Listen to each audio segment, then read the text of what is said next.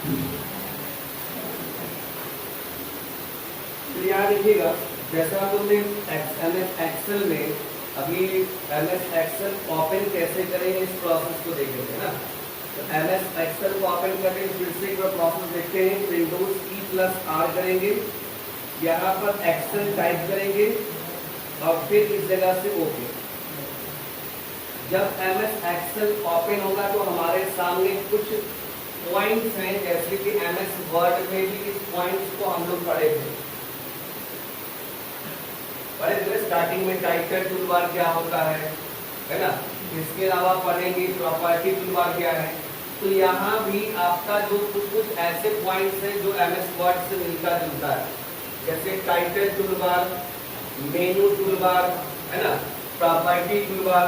हाँ, कुछ अलग है जो हम उस पहले अलग को पढ़ेंगे, तब आगे हम लोग पढ़ेंगे। जैसे कि आप देख सकते हैं कि प्रॉपर्टी टूलबार के नीचे जहाँ MS वर्ड में रूलर होता है, वहाँ इस जगह पर फार्मूला टूलबार होता है ना। जो आप देख सकते हैं जो खाली जगह बना हुआ है और उसके ऊपर छोटा सा FX लिखा हुआ है, तो FX का फार्मूला टूलबार पे लिखा गया है। उसके बाद अगर वर्किंग एरिया को ध्यान से देखिएगा तो वर्किंग एरिया में ABCD 1 2 3 4 5 लेफ्ट साइड में, और ये जो हमारा है ना, ये वर्किंग एरिया जो ब्लैंक नहीं है, ये वर्किंग एरिया किसमें, ब्लॉक्स में बना हुआ है ना। तो ये ब्लॉक्स में क्यों है? सबसे पहला पॉइंट आपको इस MS वर्ड में दिया गया इस जगह पर कि MS वर्ड को जब ओपन करते हैं, जैसे MS एक्सेल को जब हम ओपन करते हैं तो उसका एक बाय डिफॉल्ट नाम होता है। जैसे MS वर्ड को ओपन करते हैं उसका बाय डिफॉल्ट फाइल नेम क्या होता है, डॉक्यूमेंट 1, डॉक्यूमेंट 2 होता है ना। उसी तरीके से MS एक्सेल ओपन करेंगे तो बुक 1, बुक 2 इस नाम से वो क्या करेगा, अपना बाय डिफॉल्ट फाइल नेम बताएगा। एक बात और भी, MS एक्सेल को स्प्रेडशीट भी कहा जाता है, याद रखिएगा। जैसे कि अगर मान लीजिए किसी जगह पे आपके सामने क्वेश्चन आता है कि डॉक्यूमेंट फॉर्मेट में, मतलब डॉक्यूमेंट के नाम से, जब डॉक्यूमेंट के नाम से कोई भी टर्म होगा तो वो MS वर्ड का क्वेश्चन है, याद रखेंगे। और जब स्प्रेडशीट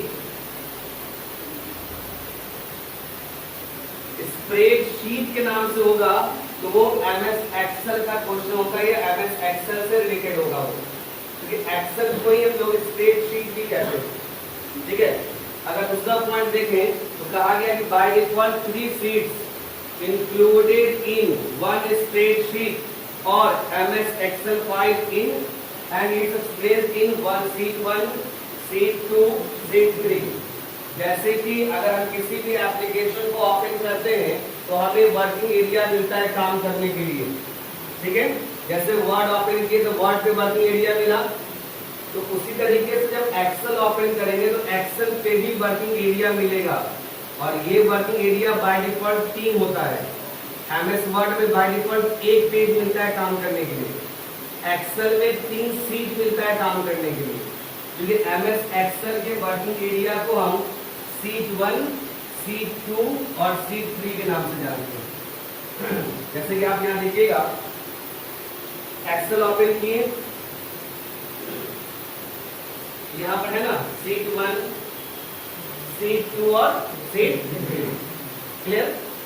अब नेक्स्ट पॉइंट ये है कि जो शीट है इसमें नंबर ऑफ कॉलम्स और नंबर ऑफ रो, जैसा हम देखेंगे कि एक शीट पर जब तीनों शीट मिलाकर नहीं, हर शीट में 16,384 16,384 कॉलम्स होते हैं। मतलब ये ABCD आप देखें ना, ये 16,384 है। ठीक है, लेकिन अल्फाबेट जो है वो तो 16,000 नहीं होता है। अल्फाबेट A से शुरू होता है और Z तक जाता है। कितने अल्फाबेट्स नंबर में होते हैं? 26। तो ये 16,384 तक का टर्म कैसे पूरा करेगा पेपर? अगर 26 अल्फाबेट्स है तो ये रिपीटेशन है नहीं। तो होता ये है ना कि जब एक्सेल पे हम काम कर रहे हैं तो A से लेकर Z तक एक से लेकर जेड तक क्या है, ये आपका सेल एड्रेस है, इसको कॉलम नेम कहते हैं। जब ये जेड पे जाके इंड करेगा, यहां से फिर नंबरिंग चेंज होगा। कैसे? तो जैसे ए कांस्टेंट कर लेगा ये, और फिर इसके साथ फिर सारे अल्फाबेट्स को जोड़ेगा।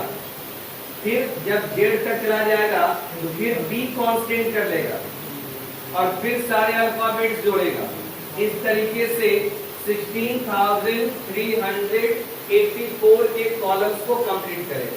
अच्छा, एक बार और भी, आपको लास्ट कॉलम देखना है। क्या करना है? लास्ट कॉलम देखना है। तो एक बार में लास्ट कॉलम पे कैसे जाएंगे, उसका एक सिंपल तरीका है, इसमें कीबोर्ड के माध्यम से आपको समझा रहा हूं। क्या समझिएगा, जैसे कीबोर्ड है ना, अब हमको कीबोर्ड लास्ट कॉलम पे पहुंचना है तो इंड बटन होता है ना, इंड बटन दबाइएगा, साथ में कुछ नहीं दबाना, याद रखिएगा। पहले इंड बटन, उसके बाद ये बटन, कौन सा? राइट साइड वाला। यहां से इंड बटन दबाएंगे और यहां से राइट साइड वाला बटन दबाएंगे, तो ये लास्ट चला जाएगा। फिर पहले आना है शुरुआत में, स्टार्टिंग में, तो फिर इंड बटन और फिर ये एरो। उन तरीके से नीचे जाना है, इंड बटन, फिर ये एरो, ऊपर जाना है, ये बटन, ये एरो। जैसे आप यहां देखिएगा, अभी हमको लास्ट वाले कॉलम पे जाना है, तो हम यहाँ इंड बटन दबाएं और एक बार राइट एरो दबाएं। साथ में नहीं दबाना, याद रखिए, ऐसा नहीं कि इंड के साथ राइट साइड एरो दबाना, पहले इंड फिर राइट साइड एरो। स्टार्टिंग में आना है, फिर इंड लेफ्ट साइड एरो, ठीक है। नीचे आना है इंड डाउन एरो, ऊपर जाना है इंड अप एरो। क्लियर? चलिए, इसके बाद नेक्स्ट पॉइंट लिखिएगा।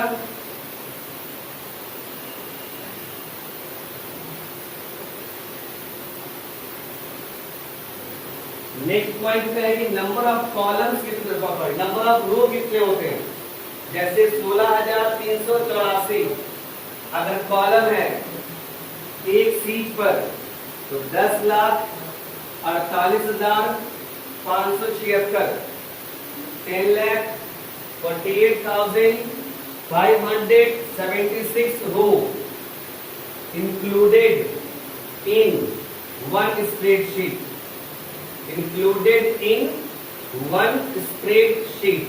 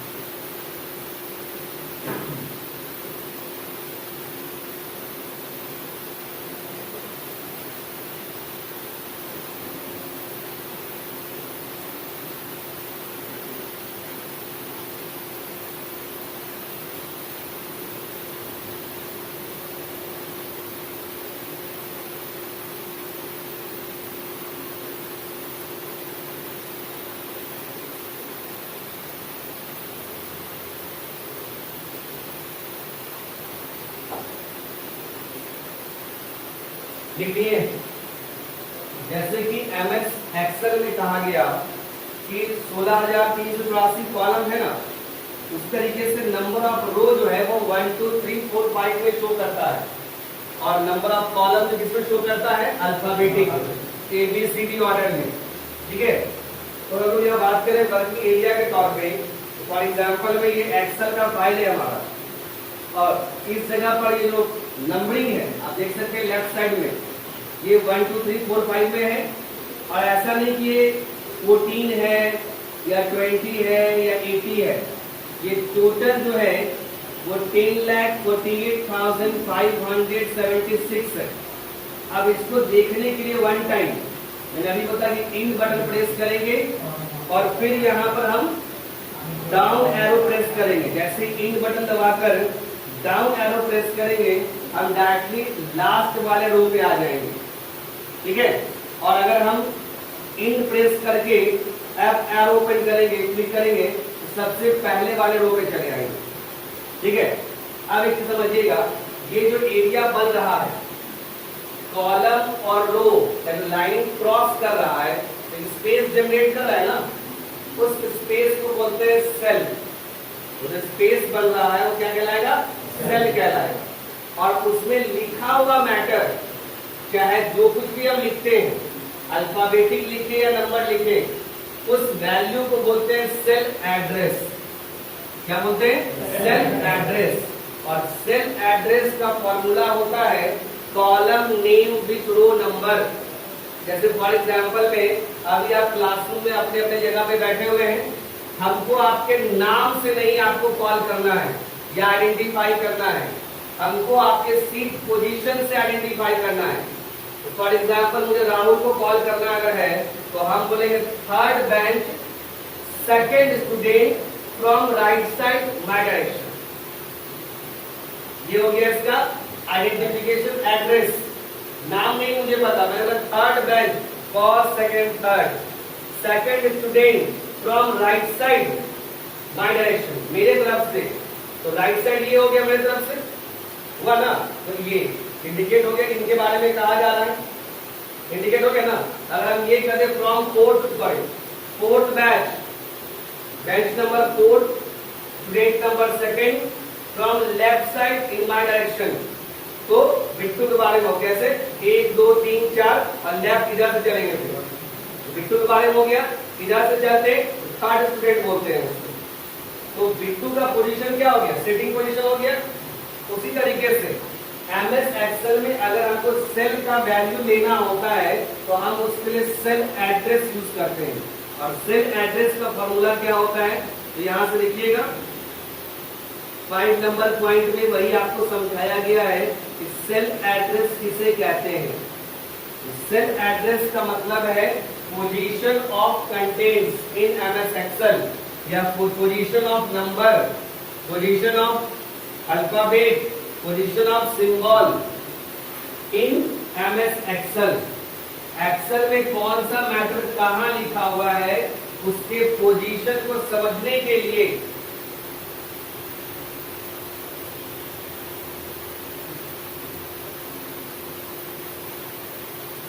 हम सेल एड्रेस का उपयोग करते हैं।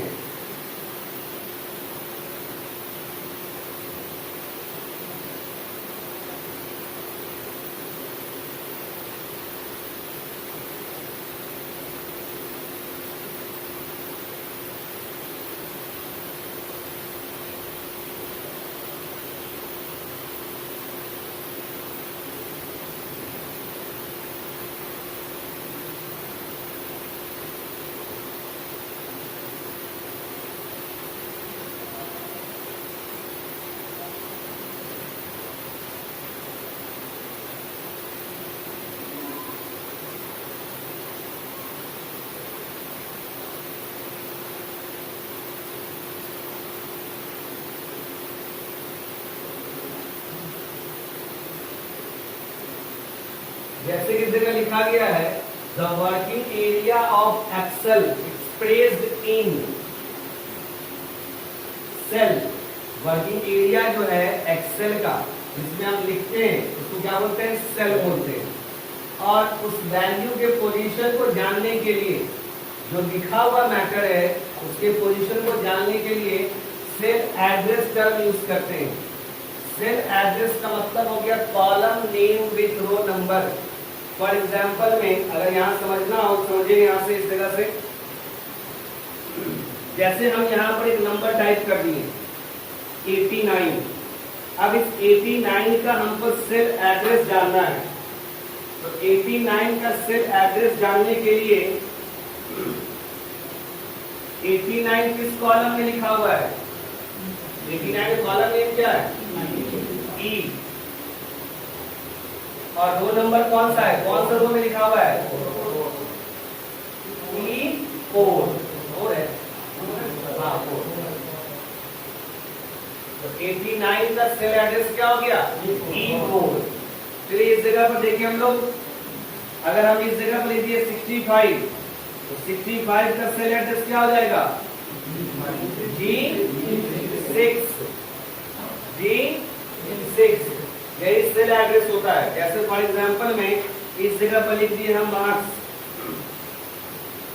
तो मार्क्स के लिए सेल एड्रेस क्या हो जाएगा? मार्क्स वर्ड लिखे हैं F6, सेल एड्रेस समझ में आया? इस सेल एड्रेस किसको बोलते हैं? जब भी सेल एड्रेस की चर्चा हो ना, तो आप सीधा देखिए कौन से कॉलम में और कौन सा रो उससे मैच कर रहा है। जिस कॉलम और जिस रो को इंटरफेस करेगा वही उसका सेल एड्रेस होगा। मतलब आप कह सकते हैं कि वो पर्टिकुलर पोजीशन पर है, तभी जो सेल मैंने चुना है वो सी कॉलम का रो नंबर 3 है, उसको क्या बोलेंगे? C3। क्लियर? फिर इसके आगे लिखिएगा कि MS एक्सेल का हम उपयोग कैसे, कहां, किस काम के लिए करते हैं। Use of MS Excel, use of MS Excel, Excel का उपयोग हम अपने वर्क में, चाहे वो एजुकेशन हो, बिजनेस हो, या कोई भी प्राइवेट सेक्टर हो, गवर्नमेंट सेक्टर हो, इनडायरेक्टली हर काम के लिए एक्सेल का उपयोग हम कैसे कर सकते हैं, ये यूज ऑफ MS एक्सेल में इंक्लूड किया गया है।